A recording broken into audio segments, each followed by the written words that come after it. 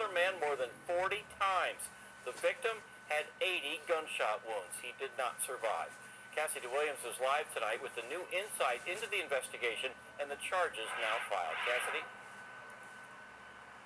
26-year-old Jose Davila Gali is now charged with first-degree intentional homicide.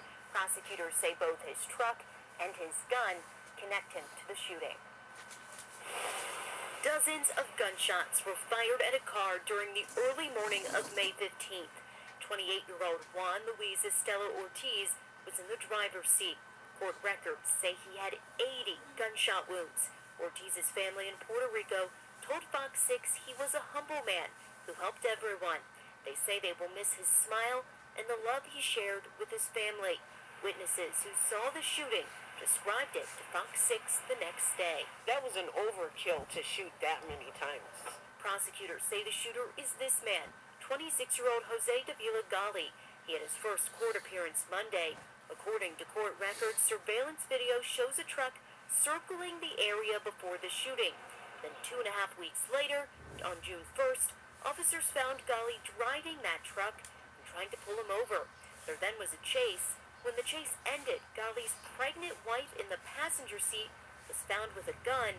An analyst determined that gun matched the 48 bullet casings found at the scene. It's unclear the motive in this case. Court records say when officers asked Gali about what happened, he says he lent both his truck and his gun to someone else that night. He's being held on $750,000 cash bond. Live in Milwaukee, Cassidy Williams, Fox 6 News. Cassidy, thank you. Local prosecutors are pleading for the public's help to keep a convicted murderer behind bars. David Carroll was the foster father of a 3-year-old boy with autism who was left locked in a hot closet.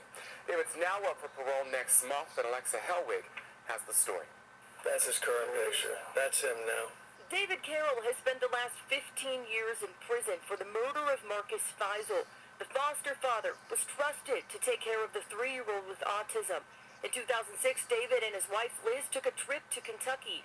They decided not to take Marcus to the family reunion, and they took this 3-year-old boy, wrapped him in a blanket like a cocoon, and then took packing tape and wrapped the blanket so he couldn't move.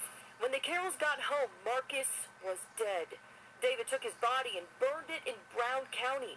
Then prosecutors say the Carrolls faked his disappearance.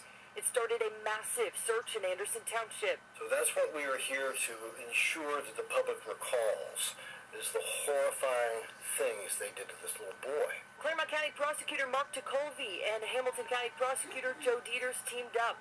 Both want David Carroll behind bars for good. Dieters telling the public the parole board listens. The thing that I've recognized over all these many years in dealing with the parole board is the number one thing they consider is what the public thinks. Dieters says the case still haunts him, adding he does not care how Carroll has behaved during his sentence. I don't care if he found God. I don't care if he's preaching to people. I don't care.